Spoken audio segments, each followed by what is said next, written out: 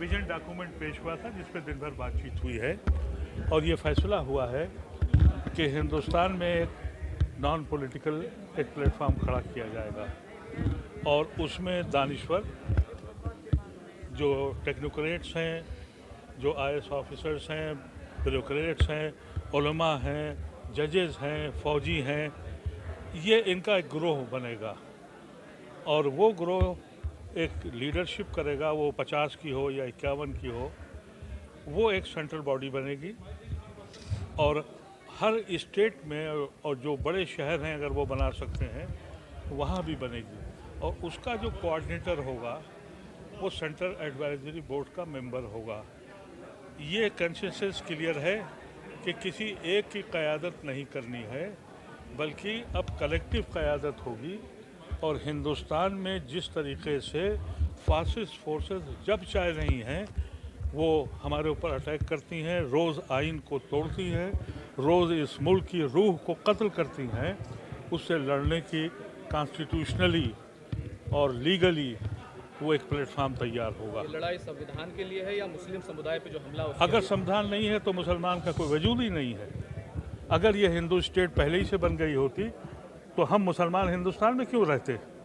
हम हिंदुस्तान इसलिए ऑप्ट किया था कि ये सबका मुल्क है, ये सबकी बराबरी है, ये आइन है जिसने हमको यहाँ मजबूर किया। हिंदुस्तान में जो मुसलमान है उसने अपने खून की कुर्बानी दी है, उसने अपने खून को बांटा है, इसलिए बांटा कि वो मुस्लिम मुल्क में नहीं गया था। तो जब वो मुस्लिम मुल्क में नहीं गया तो वो हिंदू मुस्लिम मुल्क में कैसे रह लेगा? ये आइन ने हमको जोड़ा था और इसी आइन के तहफ़्फ़ुज़ के लिए आज सब लोग बैठे थे।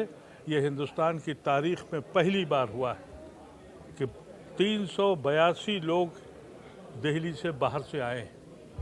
कोई बस से नहीं आया, किसी को बुलाया नहीं गया, ये लोग अपने पैसों से आए, अपने अखराजात खर्च किए और कोई भी इनको किसी तरह की फैसिलिटी देने की हम लोगों की हैसियत नहीं थी।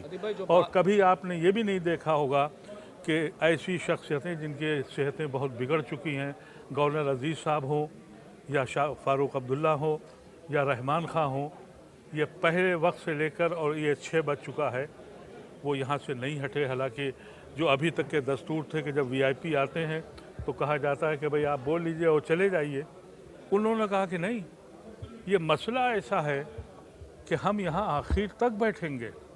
सबको सुना और फिर अपनी राय से हम सबको उन्होंने नवाजा। जो लोग कॉमन सिविल कोड और जो भारत को हिंदू राष्ट्र बनाने की बात कर रहे हैं, तो क्या आप लोग इस पर रेसिस्ट करेगी? ये हो क्यों रहा है?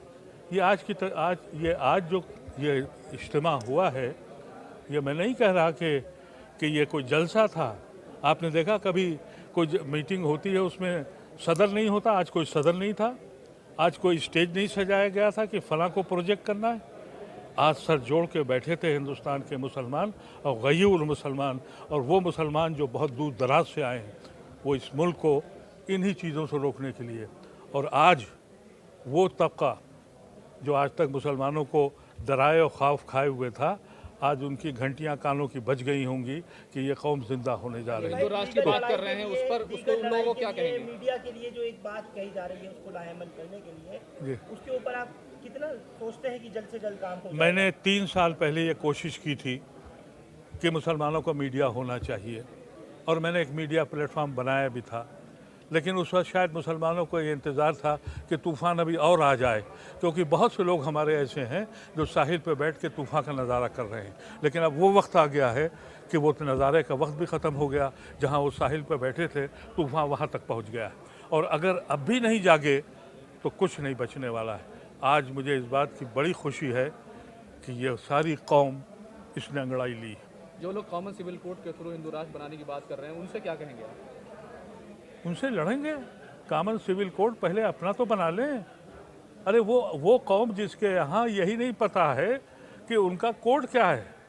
अरे कहीं मामा से शादी जायज़ है, कहीं गौत्र में नहीं जायज़ है, कहीं गौत्र में नहीं करते और कहीं सगे मामा से शादी करते हैं। तो पहले अपने को तो ठीक करें। हमारा तो सिविल कोड बिल्कुल सिंपल है, लड़का और लड़की और 2 गवाह, हमारा निकाह हो गया। हम 7 फेरे तो करते नहीं हैं।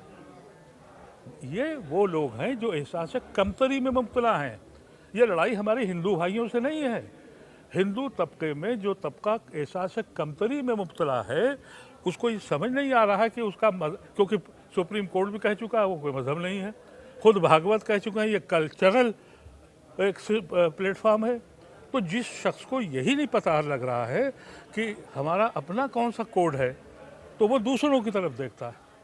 क्योंकि हमारे यहाँ तो कॉन्ट्रैक्ट सिंपल कॉन्ट्रैक्ट है कि भाई फला फला इन शराइत पर मियाँ बीवी की हैसियत से रहेंगे।